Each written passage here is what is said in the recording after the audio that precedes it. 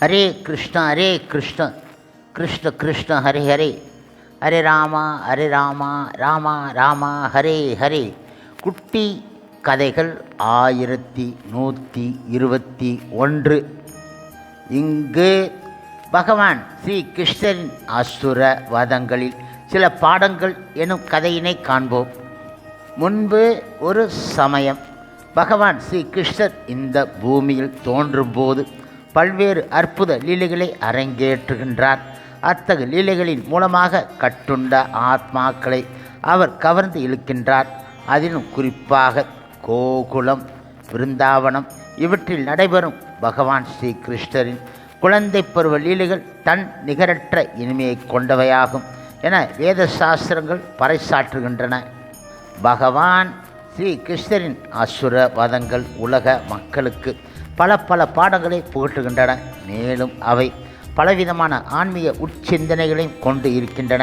விருந்தாவனத்தில் பகவான் ஸ்ரீ கிருஷ்ணர் அரங்கேற்றிய அசுர வதங்களையும் அவற்றின் பின்னணியில் ஆச்சாரிகள் கொடுக்கும் விளக்கங்களை காண்போம். இங்கு இப்பொழுது பகவான் ஸ்ரீ கிருஷ்ணரை கொல்வதற்காக கம்சனின் கட்டளை ஏற்ற பூதனை என்னும் அரக்கி தனது மார்பில் விஷத்தை தடவிக்கொண்டு தன்னை அழகிய பெண்ணாக உருமாற்றிக் கொண்டு விட்டாள்.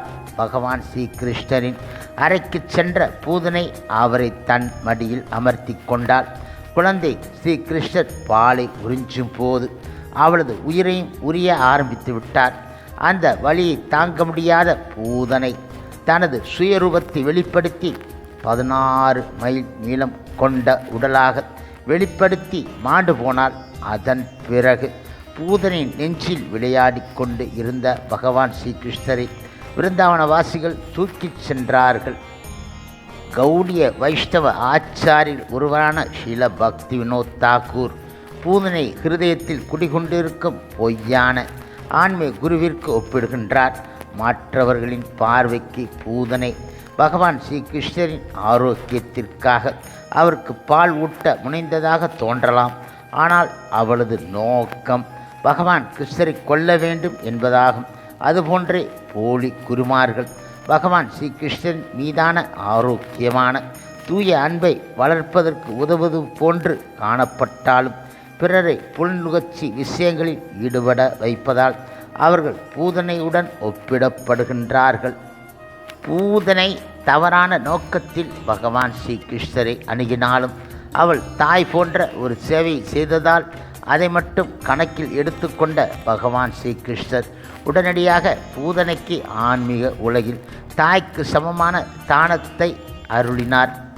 அடுத்ததாக அன்னை யசோதை குழந்தை பகவான் ஸ்ரீ கிருஷ்ணரை தொட்டிலில் படுக்க வைத்துவிட்டு சில சடங்குகளுக்கு ஏற்பாடு செய்தால் அப்போது ஸ்தூல உடல் இல்லாமல் அலைந்து கொண்டு இருந்த சகடாசுரன் என்னும் அசுரன் தனது சூட்சும உடலின் மூலமாக தொட்டிலுக்குள் புகுந்து கொண்டான்.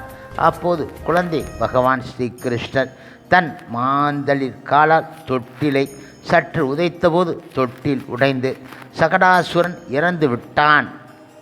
சகடா அசுரனை நம் ஹிருதயத்தில் குடிகொண்டிருக்கும் கெட்ட பழக்க வழக்கங்களுக்கும் சோம்பேறித்தனத்திற்கும் பக்தி வினோத் தாக்கூர் ஒப்பிடுகின்றார். பகவான் கிருஷ்ணர் தொட்டிலை உதைத்த போது அதன் 2 சக்கரங்களும் கலன்று கொண்டன.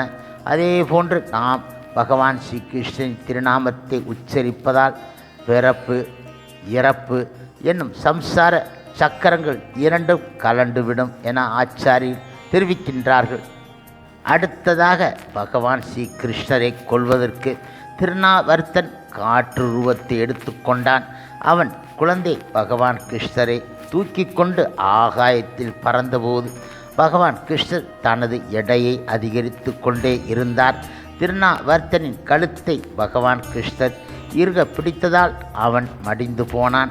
அந்த அசுரனை பௌதிய படிப்பினால் நம் ஹிருதயத்தில் ஏற்படும் அகந்தைக்கு பக்தி வினோத் தாக்கூர் ஒப்பிடுகின்றார். அதிகமான பௌதிய படிப்பை மேற்கொண்டவர்களின் கால்கள் பொதுவாக தரையில் படுவது கிடையாது, ஆகாயத்தில் மிதப்பதை போன்று உணர்கின்றார்கள். இவர்கள் பகவான் ஸ்ரீ கிருஷ்ணரின் இருப்பை நிராகரித்து வரட்டு தத்துவங்களை பேசுகின்றார்கள். ஆன்மீக ஞானம் ஒருவரை பணிவான சேவையில் ஈடுபடுத்தும். பௌதிக ஞானமோ ஒருவரை ஆகாயத்தில் பறக்க விட்டு பிறகு குழியில் தள்ளிவிட்டுவிடும். எனவே பௌதிக படிப்பு இந்த உடலை பராமரிப்பதற்கு மட்டுமே உதவும் என்பதில் கருத்தில் கொண்டு ஆத்மாவின் நலனுக்காக ஆன்மீக பயிற்சியில் ஈடுபட வேண்டும். அடுத்ததாக பகவான் ஸ்ரீ கிருஷ்ணரும் பலராமரும் யமுனை நதிக்கரையில் விளையாடி கொண்டு இருந்தபோது அவர்களை கொல்வதற்காக வத்சா அசுரன் என்ற அசுரன் கன்று குட்டியின் ரூபத்தை எடுத்துக்கொண்டான். பகவான் கிருஷ்ணரை தாக்குவதற்கு அந்த கன்று குட்டி அணுகிய போது பகவான் ஸ்ரீகிருஷ்ணர் அதன் 2 பின்னங்கால்களை பிடித்து சுற்றி எரிந்து விட்டார். அந்த கன்றுக்குட்டி வத்சா அசுரனாக மாறி உயிரை விட்டுவிட்டான். இதை பார்த்த இடையர்குல சிறுவர்கள் பகவான் கிருஷ்ணரை வெகுவாக பாராட்டினார்கள். வத்சா அசுரனை நம் ஹிருதயத்தில் குடிகொண்டிருக்கும் தீய பழக்க வழக்க செயல்களுக்கு, குழந்தைத்தனமான பேராசைக்கு சில பக்திவினோத் தாகூர் ஒப்பிடுகின்றார். தீய செயல்களின் தன்மை ஹிருதயத்தில் இருந்து நீங்கி அப்பாவித்தனம் குடிகொண்டால் மட்டுமே நாம் ஆன்மீக பாதையில் முன்னேற முடியும். அடுத்ததாக பகவான் கிருஷ்ணர் தனது நண்பர்களுடன் யமுனை நதிக்கரையில் அமர்ந்து இருந்தபோது பகா அசுரன் என்ற அசுரன் ஒரு பெரிய கொக்கு ரூபத்தில் தோன்றினான். கம்சனின் நண்பனான பகா அசுரன் பகவான் கிருஷ்ணரை தன் 2 அலகால் தாக்கி விழுங்க முயற்சி செய்தான். பகவான் கிருஷ்ணரோ இடையர் குல சிறுவர்களின் முன்னிலையில் தன் 2 கைகளால் பகா அசுரன் அலகை உடைத்து அவனை வதம் செய்து விட்டார். பகா அசுரனை நம் இருதயத்தில் குடிகொண்டிருக்கும் கபடத்தனம் மற்றும் சூழ்ச்சிக்கு பக்திவினோத் தாகூர் தனது சைத்தன்ய சிஷ்யாமிர்தத்தில் ஒப்பிடுகின்றார். அடுத்ததாக ஒரு நாள் பகவான் ஸ்ரீகிருஷ்ணர் தனது நண்பர்களுடன் கன்று குட்டிகளை மேய்ப்பதற்காக வனத்திற்கு சென்றபோது பூதனை மற்றும் பகாசுரன் இளைய சகோதரன் ஆன அகாசுரன் என்ற அசுரன் பெரிய மலைப்பாம்பின் ரூபத்தில் அங்கு தோன்றினான். அகாசுரன் வாயை பிளந்தபோது அது ஒரு மலைக்குகை போல் காட்சியளித்தது. அது பாம்பின் வாய் என அறியாத இடையர் குலச் சிறுவர்கள் அதனுக்குள் சென்று பார்க்க விரும்பினார்கள். தனது நண்பர்கள் மலைப்பாம்பின் வயிற்றுக்குள் மெதுவாக செல்வதைக் கண்ட பகவான் கிருஷ்ணர் அங்கு விரைந்து சென்றார். பகவான் ஸ்ரீகிருஷ்ணர் தனது நண்பர்களை காப்பாற்ற மலைப்பாம்பின் வயிற்றுக்குள் சென்றபோது அகாசுரன் தனது வாயை மூடிக்கொண்டான். தனது நண்பர்கள் அனைவரும் மூர்ச்சை அடைந்து இருப்பதைக் கண்ட பகவான் கிருஷ்ணர் உடனடியாக தனது உருவத்தை அதிகரித்து மலைப்பாம்பின் வயிற்றை கிழித்து அகாசுரனை வதம் செய்துவிட்டார். பகவான் கிருஷ்ணர் அசுரர்களை விருந்தாவனத்தில் வதம் செய்தபோது தனது உருவத்தை அதிகரித்தது கிடையாது. ஆனால் அகாசுரனை வதம் செய்வதற்கு மட்டும் அவ்வாறு செய்தார்.